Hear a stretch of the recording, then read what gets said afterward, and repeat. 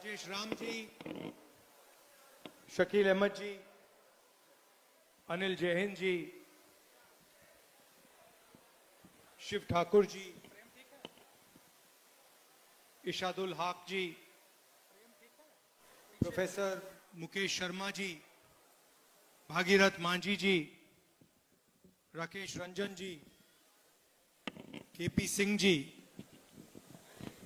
शशि भूषण पंडित जी, अंजू बौद्ध जी, राम प्यारे जी, गौतम प्रीतम जी, ब्रह्मदेव पटेल जी, भाई और बहनों, आप सबका यहां बहुत बहुत स्वागत, नमस्कार।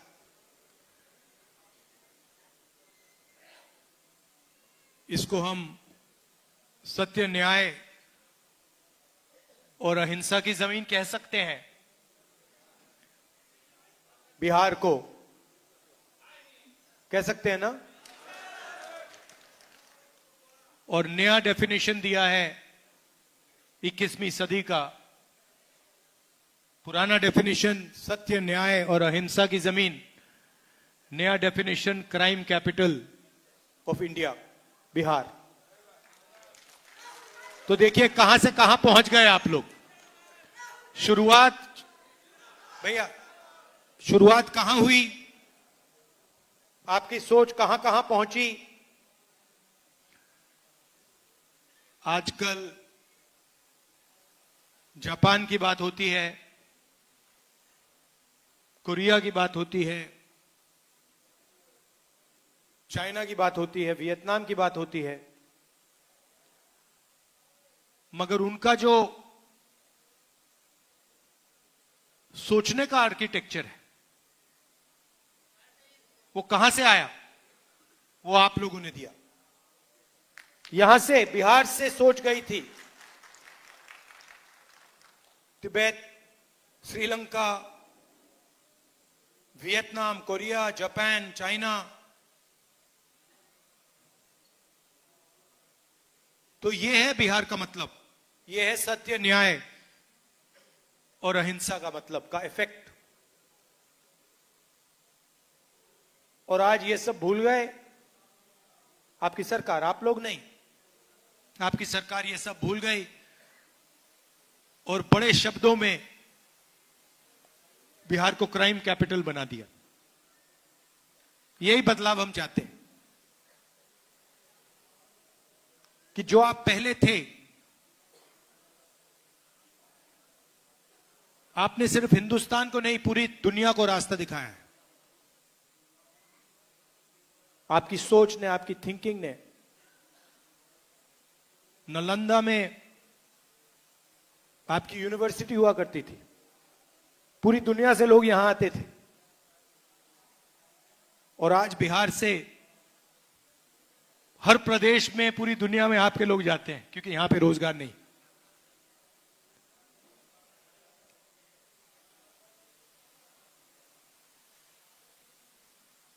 मुझे भी सत्य में इंटरेस्ट है।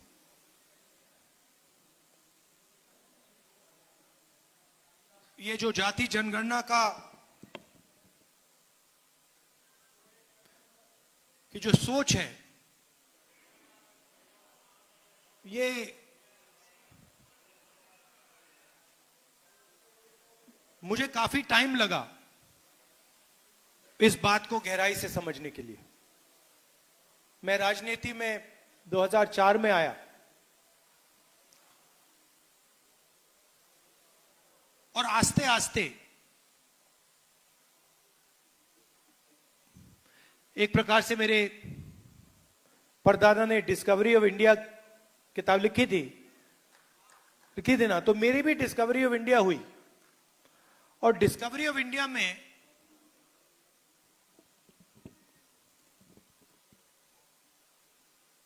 आस्ते आस्ते मुझे दिखने लगा कि जिसको हम इंडिया कहते हैं उसमें 90% लोगों की भागीदारी तो है ही नहीं, कहीं नहीं है। कोई भी सेक्टर देख लो आप, यहां पे अति पिछड़ा वर्ग की बात हो रही है, दलितों की बात हो रही है, पिछड़ों की बात हो रही है। अब 90% जो हमारी आबादी है, आप मुझे बताओ,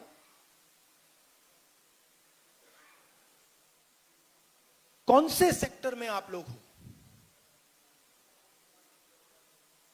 आप कॉर्पोरेट सेक्टर में हो? 500 सबसे बड़ी कंपनियां हैं, लाखों करोड़ रुपए उनका कर्जा माफ होता है। धड़ाधड़ धड़ाधड़ धड़ाधड़ इंफ्रास्ट्रक्चर के प्रोजेक्ट्स मिलते हैं। बजट में कानून बनाकर एक कानून बदल के उनको उनके बिजनेस को हजारों करोड़ मिलते हैं। मुझे आप 500 में से एक दलित, ओबीसी, अति पिछड़ा, आदिवासी सीईओ का नाम बता दो। एक भी नहीं है।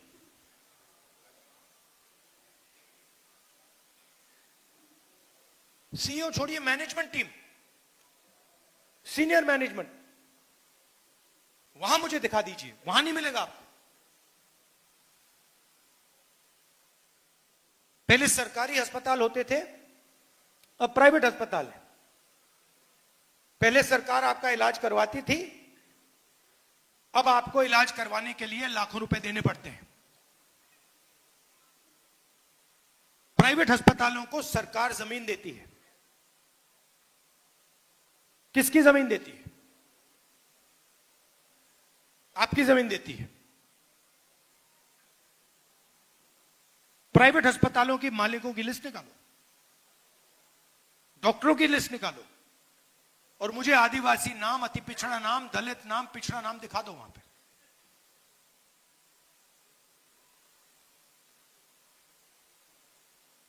ठीक है, आप कहोगे नहीं, हमें कॉर्पोरेट सेक्टर में जगह नहीं चाहिए, हमें प्राइवेट अस्पतालों में जगह नहीं चाहिए, तो फिर मैं पूछूंगा शिक्षा के सिस्टम में बता दो।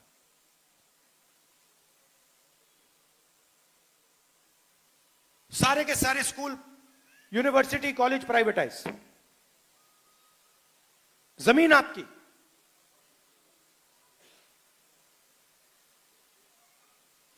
प्राइवेट कॉलेजेस के मालिक की लिस्ट निकालो, दिखाओ मुझे कहां है 90%। यही बात जुडिशरी में।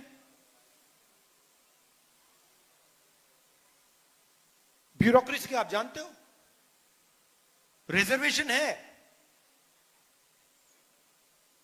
मगर ब्यूरोक्रेसी में आपके जो लोग हैं वो पीछे बैठे रहते हैं बंद कमरों में।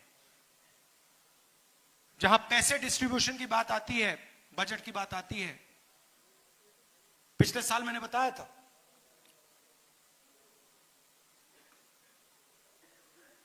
बजट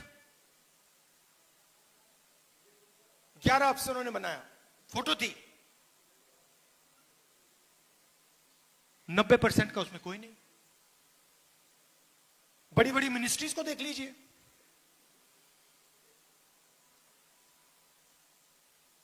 नब्बे में से 3 secretary to government of India पिछड़ा और अति पिछड़ा वर्ग के।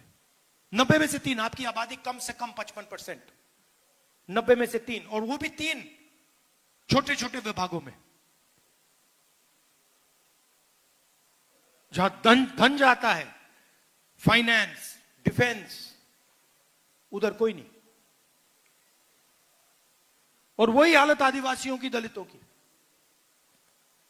मजदूरों की लिस्ट निकालो, मनरेगा की लिस्ट निकालो, ऊपर ड्राइवर्स की लिस्ट निकालो,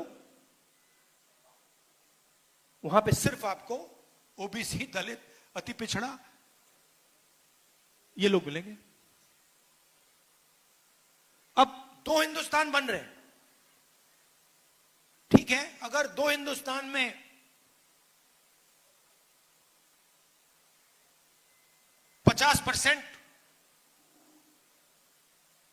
आपका कंट्रोल होता और 50% किसी और का, तो ठीक है। मगर आपकी आबादी 90% है और आपका कंट्रोल 5% भी नहीं है।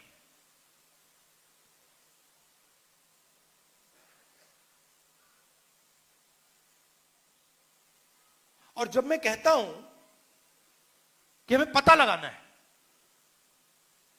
मैंने कोई पॉलिसी प्रिस्क्रिप्शन आज तक नहीं दी है।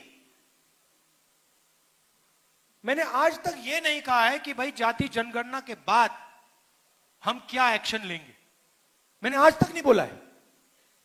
मैं सिर्फ यह बोल रहा हूं कि पता लगाना है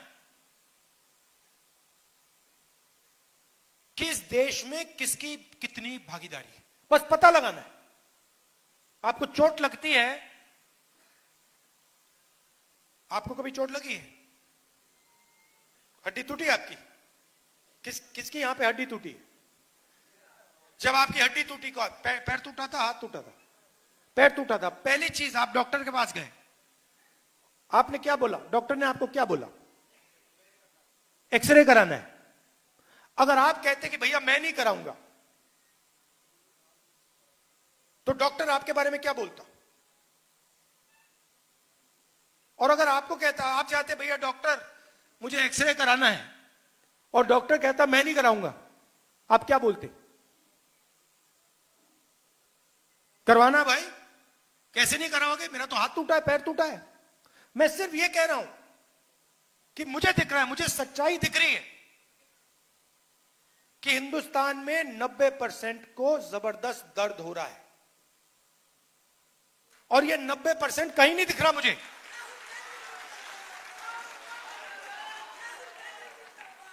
चाहे बलात्कार हो, गरीबी हो, दुख हो, दुख के आप सबसे बड़े शेयर होल्डर हो।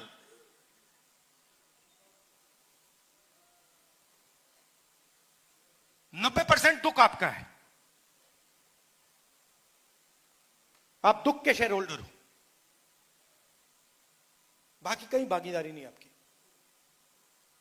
तो ये तो मुझे सच्चाई दिख रही है, और जैसे मैंने आपसे कहा मैं सच्चाई देखता हूं, मुझे सच्चाई में इंटरेस्ट है। तो मेरे माइंड में आइडिया आया कि भैया देखो पता लगाते हैं ये है क्या,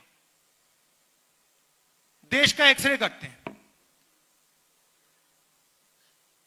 मोदी जी हर भाषण में कहते थे मैं ओबीसी हूं, हर भाषण में। जाति जनगणना के बाद कहते हैं हिंदुस्तान में तो जाति नहीं है। अरे हिंदुस्तान में जात नहीं है तो आप कैसे ओबीसी हो गए?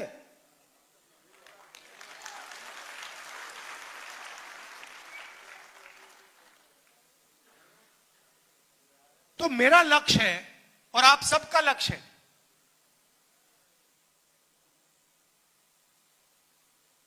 जाति जनगणना।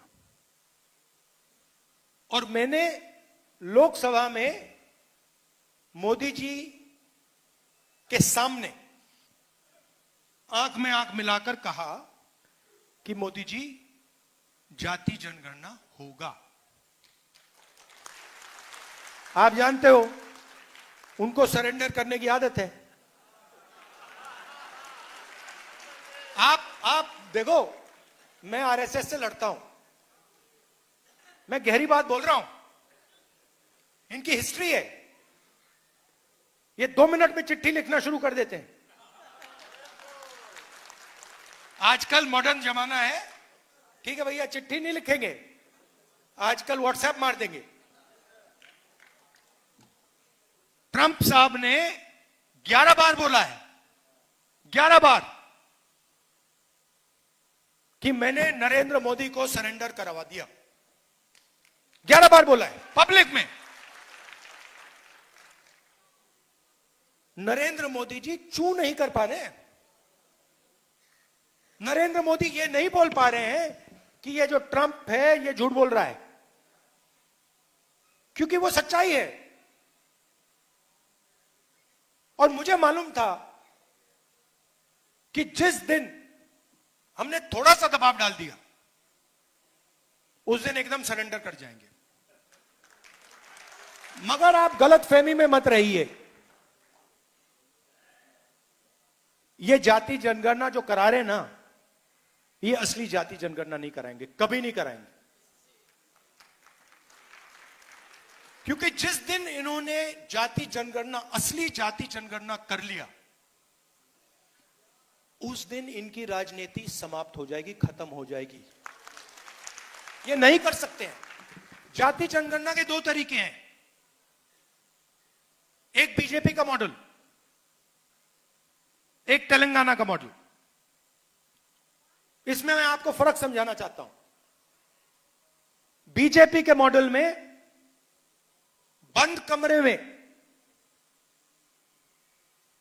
कमरे में अफसरों ने सवाल डिसाइड किए हैं। उन अफसरों में 90% का कोई नहीं था।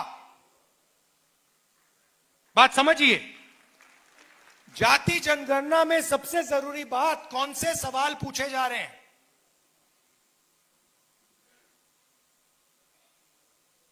तेलंगाना में हमने तेलंगाना की जनता से खुला सवाल पूछा, पब्लिकली पूछा। दलित एसोसिएशन, उनके नेता, उनके पत्रकार, अति पिछड़ा एसोसिएशन, उनके लीडर, पिछड़ा वर्ग के एसोसिएशन, माइनॉरिटी एसोसिएशन, उनके लीडर, उनकी पब्लिक,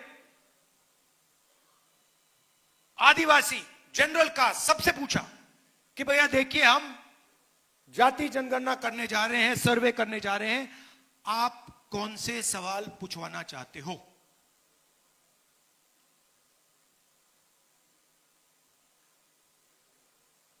दलितों से हमने पूछा, उन्होंने कहा देखिए, हम सवाल चाहते हैं कि आपने कभी अनटचेबिलिटी एक्सपीरियंस की है, हम ये पूछवाना चाहते हैं। पिछड़ों ने अलग सवाल दिए, अति पिछड़ों ने अलग सवाल दिए, दलितों ने अलग दिए, आदिवासियों ने अलग दिए। 3 लाख लोगों ने ऐसी मीटिंग में, खुली मीटिंग्स में जाति जनगणना के सवाल डिजाइन किए। उसके बाद सरकार तेलंगाना के हर घर में गई, हर व्यक्ति के पास गई। अगर वो व्यक्ति घर में नहीं था तो वापस गई, एक बार नहीं अनेक बार गई और डेटा कलेक्ट किया। बीजेपी का मॉडल ये नहीं है। बीजेपी का मॉडल है, हम सवाल डिसाइड करेंगे और अगर आप जवाब देना चाहते हो दो, नहीं तो नहीं, और हम डिसाइड करेंगे। यह बिल्कुल फर्क मॉडल है। तेलंगाना मॉडल में क्या निकला, मैं आपको दो तीन उदाहरण देता हूं, आप हिल जाओगे।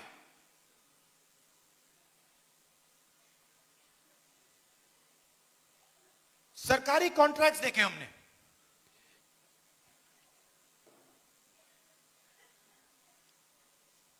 सरकारी कॉन्ट्रैक्ट तेलंगाना में, मैं बोल रहा हूं, खुल के बोल रहा हूं, तेलंगाना में दलितों को, आदिवासियों को, पिछड़ों को, अति पिछड़ों को सरकारी कॉन्ट्रैक्ट मिलते ही नहीं। 4-5% को सारे के सारे कॉन्ट्रैक्ट मिलते हैं। आप मुझे बताओ, अगर पिछड़ा वर्ग को कॉन्ट्रैक्ट नहीं मिलेगा, अति पिछड़ा को कॉन्ट्रैक्ट नहीं मिलेगा, राजनीति कैसे करोगे।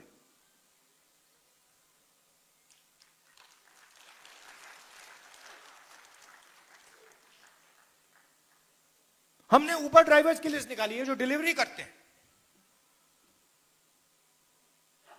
क्या करते हो, उबर ड्राइवर हूं।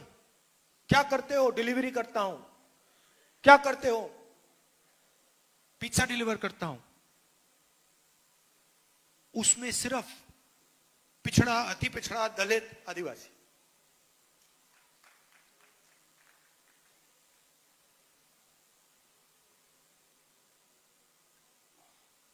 तो बिल्कुल क्लियर है, बिल्कुल साफ हो जाता है। जिस दिन देश में सही जाति जनगणना हुआ, उस दिन एक्सरे छोड़ो एमआरआई जैसा हो जाएगा। आपको पता लग जाएगा भैया यहां क्या है, वहां क्या है, क्या हो रहा है। और ये मैं आपको बोल रहा हूं, या तो बीजेपी सही जाति जनगणना करेगी, मुझे नहीं लगता करेगी। वो 27 में कह रहे करेंगे, मुझे नहीं लगता। मगर मैं आपको वायदा कर रहा हूं, बीजेपी करे ना करे, मैं तो पार्लियामेंट हाउस में, राज्यसभा में, लोकसभा में वो करवा के दिखाऊंगा। क्योंकि मैं आपको सच्चाई दिखाना चाहता हूं, मैं आपको आपकी सच्चाई दिखाना चाहता हूं कि आपके साथ, आपके खिलाफ इस देश में किस प्रकार से काम किया जा रहा है। आपके बच्चों के भविष्य के खिलाफ किस प्रकार काम किया जा रहा है। मैं आपको ये क्लैरिटी से दिखाना चाहता हूं। ये देखो, ये है आपकी सच्चाई। और ये मेरे लिए राजनीतिक लक्ष्य नहीं है भैया, ये मैं राजनीति के लिए नहीं कर रहा हूं, ये मैं अपने देश के लिए कर रहा हूं, सच्चाई के लिए कर रहा हूं।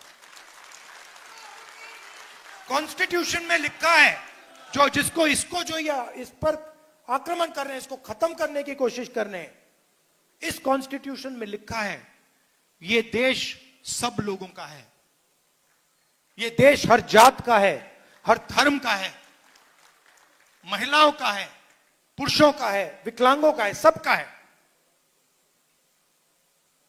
और जाति जनगणना इस कॉन्स्टिट्यूशन, इस प्यारे कॉन्स्टिट्यूशन की रक्षा करने का तरीका है। और मैं जानता हूं जो मैं कह रहा हूं, इस बात को आप गहराई से समझ रहे हो, क्योंकि आपके लाइफ में आपको दिखता होगा। अभी मैं आया, छोटी सी बच्ची मुझे कहती है मैं डॉक्टर बनूंगी।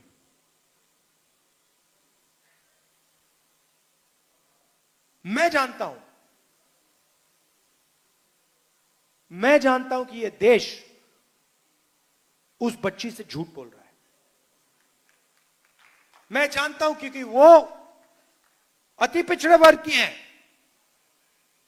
वो डॉक्टर नहीं बनेगी, क्योंकि आप लोगों के लिए रास्ते बंद हैं।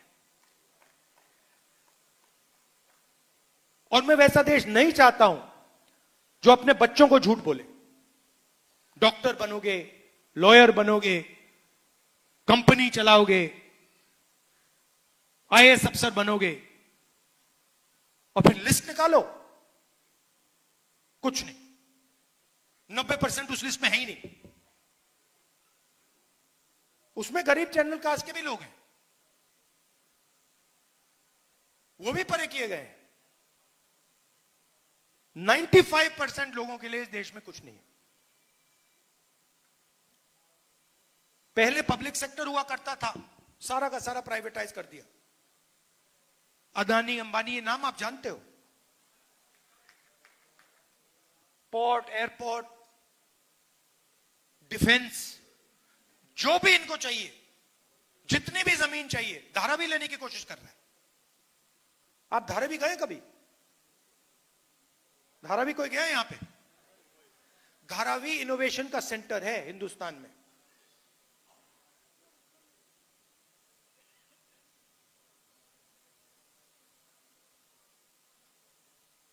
पूरी की पूरी जमीन ले जा रहा है, लाखों करोड़ रुपए की जमीन, ऐसे ही दोस्ती है बस नरेंद्र मोदी के साथ।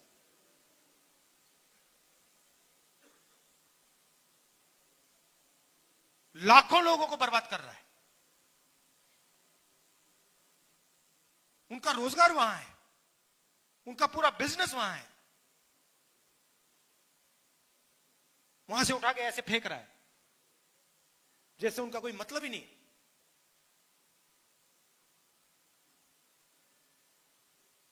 अपने आप को महाराजा सोचता है। हां, तो ये लड़ाई हो रही है। दूसरी बात, और उतनी ही जरूरी बात,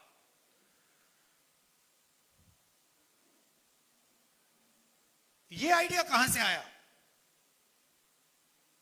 कि हिंदुस्तान में सिर्फ 50% रिजर्वेशन हो सकता है? आपकी आबादी 90% और 50% की दीवार बना दी कि भैया 50% से ज्यादा रिजर्वेशन नहीं हो सकता।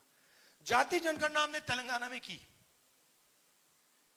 और मैं आपको बता रहा हूं, जाति जनगणना हमने तेलंगाना में की, अगले दिन चीफ मिनिस्टर ने उसको दीवार को तोड़ दिया। चॉइस ही नहीं थी भाई, आप ताली बजा रहे हो, चॉइस नहीं थी। जब उसने देखा कि जाति जनगणना में क्या लिखा है, जब उसने डेटा देखा, उसको पता लग गया कि भैया ये तो बिल्कुल गलत है, इसको तोड़ो। एक दिन नहीं लगा। तो मैंने दो बातें कही थी वहां पे, दोनों को कराऊंगा मैं। तेलंगाना में हो गया, कर्नाटक में हो गया, जहां भी हमारी सरकार बनेगी वो 50% को वहीं तोड़ देंगे। और जाति जनगणना में और इस दीवार में लिंक है। जाति जनगणना के साथ अगर हमने बाकी जो डेटा हिंदुस्तान की सरकार के हाथ में है वो जोड़ दिया, तो विकास का एक बिल्कुल नया तरीका बनेगा। जिस चीज को, जिस प्रकार से हम विकास के बारे में सोचते हैं, वही बदल जाएगा पूरा। मतलब पैराडाइम ही चेंज हो जाएगा।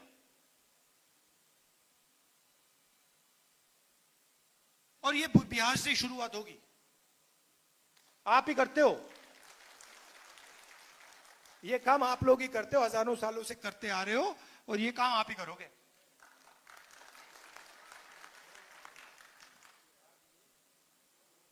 सही बात है ना? ये आपके अंदर है, डीएनए में है। आपके बिना ये नहीं बन सकता, आपकी सोच के बिना ये नहीं बन सकता हिंदुस्तान में। ये कहते हैं कि ये 1947 में किताब लिखी गई है। नहीं, ये हजारों साल पुरानी किताब है। ये इस किताब में हजारों साल पुरानी सोच है। अभी आपने बुद्ध भगवान की मुझे फोटो दी और मूर्ति दी, क्या उनकी सोच इसमें नहीं है? ये पूरी किताब उनकी सोच के बारे में है। उन्होंने 3000 साल पहले बात बोली थी। अंबेडकर जी, गांधी जी, नारायण गुरु, पेरियार, बसवन्ना, इन सबकी सोच इस किताब में है। और इसी सोच के लिए, इसी किताब के लिए हम लड़ रहे हैं। हजारों साल से आरएसएस की सोच, इस सोच को खत्म करने की कोशिश कर रही है। ये पुरानी लड़ाई है। ये मत सोचिए कि ये बीजेपी और कांग्रेस के बीच में लड़ाई है। ये हजारों साल पुरानी लड़ाई चल रही है। हजारों साल पुरानी लड़ाई है ये बस उसका मॉडर्न रूप है। और आप जानते हो कि इस देश में कौन उस लड़ाई को जीतता है। हिस्ट्री देख लीजिए आप। बुद्ध भगवान का नाम लेते हैं, नारायण गुरु का नाम लेते हैं, गांधी जी, अंबेडकर जी, ये सब इसी विचार के लोग हैं। दूसरे साइड के नाम बता दो।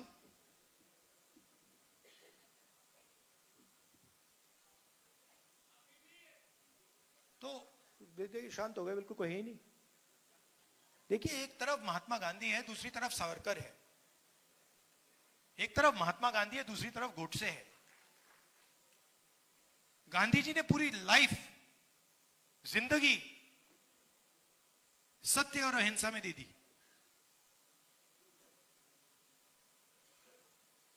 ऐसी स्पीच अगर कोई व्यक्ति 1000 साल बाद दे,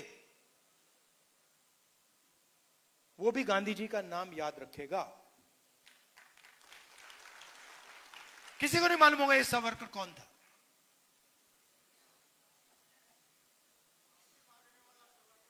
हाँ। और वही फैशन तो वही है ना, ट्रंप साहब ने 11 बार ट्वीट किया, यहां पे सरेंडर हो गया। तो सोच तो वही है, डरना नहीं इनसे, नहीं डरते। हाँ, आप सबका बहुत बहुत धन्यवाद। नमस्कार, जय हिंद।